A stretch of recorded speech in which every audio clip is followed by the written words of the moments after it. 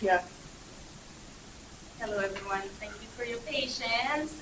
My name is Howayda Affan. I am the Executive Director of the Morean Arts Center in St. Petersburg. And I thank you for coming in today on the Saturday to hear a little bit about the Morean. I really appreciate that. So the Morean has been in existence since 1917. So we celebrate 105 years this year. The story of the Morean began in 1917 with an Englishman. His name was James Liberty Tad, and he was born in 1853, and he was an educator, and he lived in Philadelphia, was the headmaster of the Philadelphia School of Art. Unfortunately, so he wanted to start a winter school in St. Petersburg, but unfortunately, right after the school opened in 1916, about 7 months later, he died. He was an educator with a really great legacy of coming up with innovative ideas on how to teach children art. He authored a book called New Methods in Art Education, and when he passed away, his wife, Margaret Tad, and his daughter, Edith Tad Little, decided to continue the legacy and operate the winter school year-round in St. Petersburg. And you can see, actually, I'm going to, this is the only way I can pause this,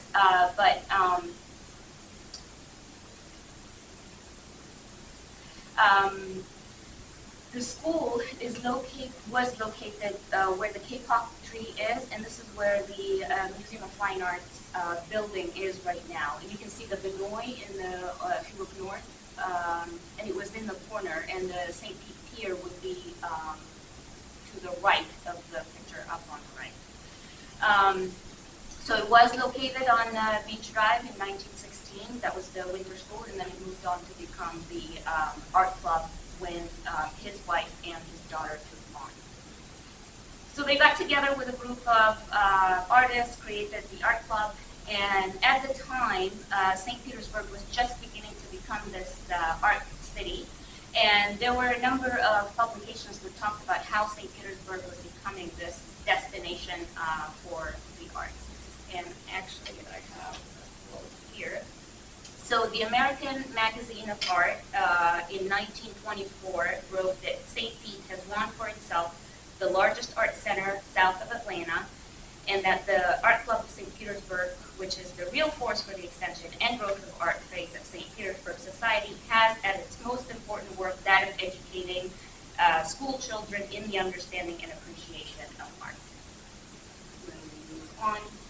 So for the next 55 years, the club remained at the center of the art community in St. Petersburg, and it would celebrate artists and exhibit their work and provide art classes for adults and children.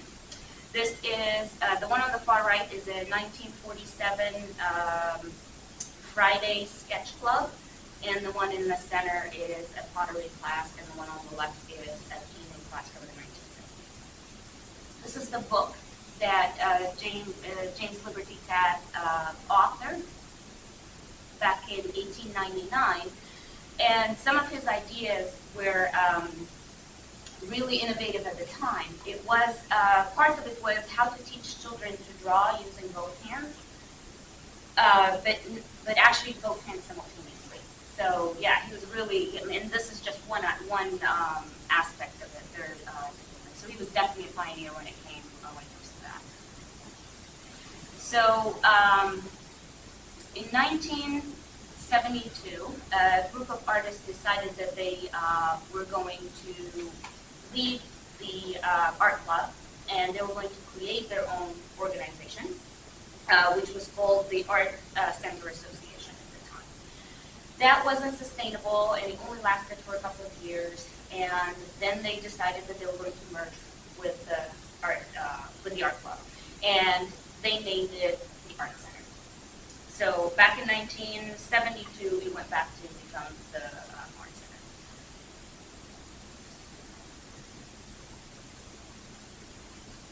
In 1972, the Art Center came up with the first public art competition.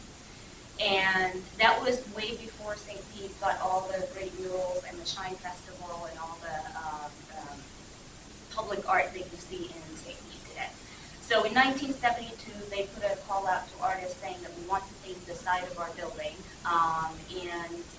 The prize money at the time was $300, which back in 1972 was a lot of money. And a young lady by the name of Robin Neiman, she was from Presbyterian College, she won the award in 1972.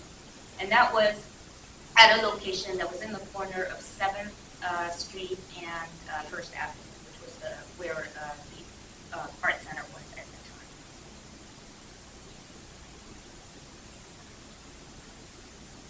So it remained in that location on 7th Street for about 20 years. And then in the early 90s, they found a new location on Central Avenue on the 700th block. And that location actually used to be 2 hotels and 3 buildings that were put together to create a furniture store.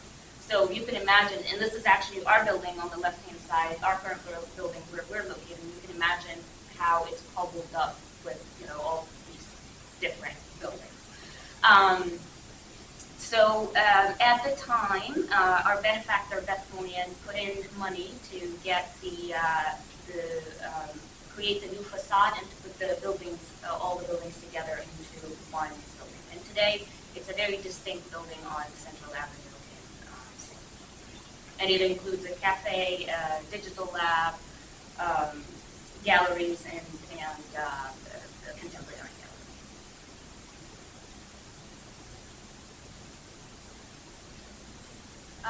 So in 2010, the Morean brought the jewelry collection to St. Petersburg, and it was really, Dale Jewelry's focus is on education, and we saw the Morean as a great partner that would leverage the educational value of that collection. So it was brought to a location on Beach Drive and remained there for about 6 years. And in 2016, it moved to its current location, which made for a better visitor experience because it's right across the street from our administrative offices, which was the red building that you just saw. And then when it first opened, it welcomed about 250,000 visitors a year. So the Morean operates 4 different buildings right now. There is the red building that you saw, which is our contemporary art galleries and where our administrative offices are, the jewelry collection, the Morean Center for Clay, and a hot shop for blowing glass. The Morean Center for Clay is located in the Warehouse Arts District, which is about 1.25 miles from our main building. It is a 1926 train station. And it's it's actually the only unaltered railroad architecture building that's left in St. Petersburg. We run a nationally renowned artist in residence program there where artists from all over come and spend a 1-year or 2-year residency. They're all emerging artists in play.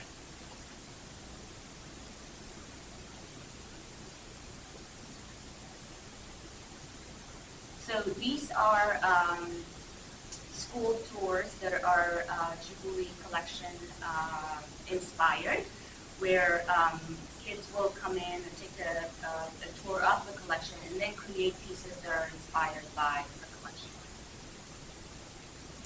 We run camps during the school breaks, usually during the spring, fall, and then in the summer. And then this last summer, we welcomed about 1,000 children in all our 4 facilities, and we gave about 100 scholarships for low-income families. So our mission is to connect people with art through innovative, community-oriented art and art education. And these are pictures of all our 4 facilities. They're all across the street from each other, except for the Morean Center for Play in the center. That's about 1.25 miles away. So we serve about 95,000 people each year through our exhibitions, programs, public programs, and camps and art classes.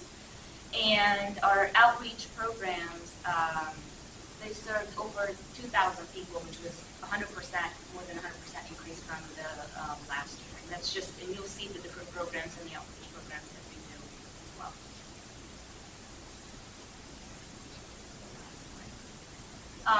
We have an event, if you haven't seen it, if you're ever in St. Petersburg, we do these events twice a year, and it's called Night Glow, and it's glass blowing in the dark. We have one coming up November 19th, so if you haven't seen it, it's really, really a great event. I've been to it. Oh, awesome. I'd like to see it.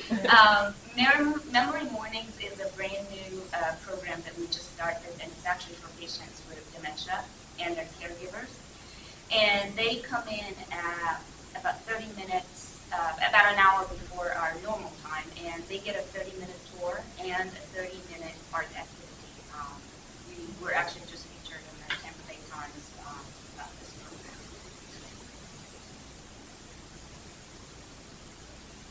So the Morean was known back in the day for creating these elaborate events, and they're always themed, and it's a pirate theme or costume parties and all that, and they were really known to do that back in the day when it was the Art Club and the Art Center. Another event that we started doing, we did that last year and we hope to bring back next year, is a portrait artist competition, and it's 9 artists compete live during the event to create portraits of iconic figures in St. Pete. And it was really successful this year, so we plan to bring that back in February of 2023.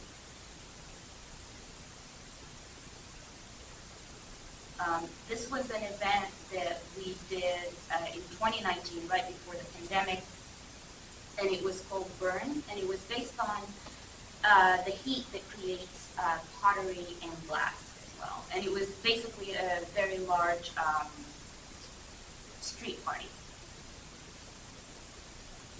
One Day Tampa Bay is a photography project that we run one day in September, and it's a 24-hour competition for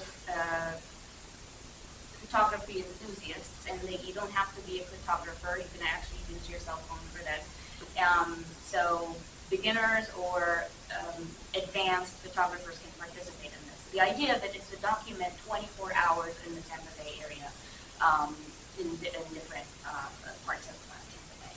And the winners either get their photograph in an exhibition or it gets published in a book that the Morean puts together every year. Word and Image is a program we run with Pinellas County Schools, and it is a partnership where the art teachers present a theme every year, and the kids would come up with a painting that is connected to a statement that they write as well. Usually it's standing room only because it's the first time that they have their artwork exhibited in a large gallery like that. Fresh Squeeze is a juried exhibition we do every year, and this last summer was the 6th year that we've been doing that. And it's basically an exhibition for emerging artists who live in the state of Florida, any artist over the age of 18. And we define emerging as any artist who's never had a solo show before in the state. We usually get about 150 submittals, and we can only accept 6 because we have 6 gallery spaces that we can display the work. And then our team works closely with them to start their, help them establish their art business. And part of the accessibility programs in 2019, we launched touch tours, and these are tours for visually impaired visitors. And in our hot shop, we created glass pieces that mimic the texture of the Jubilee collection. And our docents would walk the visually impaired individuals through the galleries and explain the contrast between the dimly lit rooms and the contrast of the color of the glass and all that, and they get to touch the texture as well. Then we run 2 family days a year. We welcome about 400 families in each one of these, one in the fall and one in the spring. We run a program for veterans called Operation Art of Valor, and it is a partnership with the Veteran Hospital in Tampa, where patients suffering from PTSD or traumatic brain injuries can come and learn glassblowing. The idea of it is to help them with self-confidence, dexterity, communication, and different aspects of that. In 2019, we did a survey and an evaluation of the program, and we really, it was 100% satisfaction level from the veterans about the program and how much it has helped them. In 2020, we added photography for veterans as well, so we expanded it into photography, and then in last year, we expanded it into play as well. And this is a operational hour. We do outreach programs called A Day with the Morean, in which our artists and staff would go into area schools and bring and they can take activity for the day. We have a program called Museums for All, and it is a program with the Association of Children's Museums that encourages families of all backgrounds to be able to visit museums for a minimal fee of $3. Our normal fee is about $20, depending on the level. The full amount is $20. So it is a great inclusive program, and it's available year-round as well. So we run daily demonstrations every hour on the hour as part of the hot shop. So part of the visitor experience, you go into the Truly collection, and if you're curious as to how glass is made, then you can attend one of the glass blowing demonstrations. We run them every day except in the summer when it's too hot for our glass artists.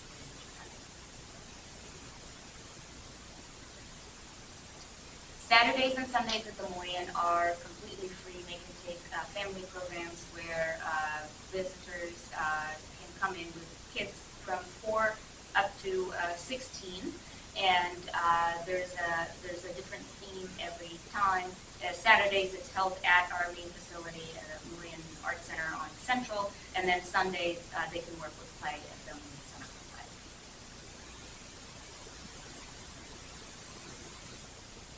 Then we welcome about 3,000 children from school groups throughout the year. So our longest running program is the Saturday morning figure drawing program that has been, and we can see evidence back from 1954. It's considered the longest running art program that we run.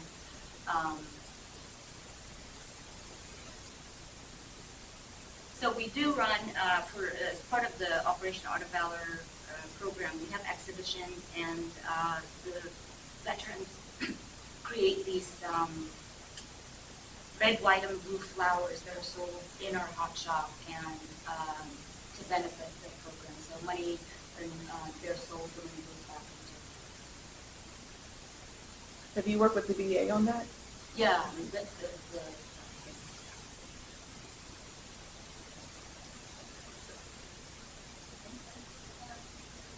Are there any questions? Now, I was looking at on your thing about the classes that you have, because I have taken them there. I've done the pastel and the drawings. But if there's a certain kind of class that you want, could you call and say, hey, like, I need to freshen up my perspective class kind of thing? Yeah, because we have teachers in all mediums. So okay. if there's interest, then we definitely class. Okay.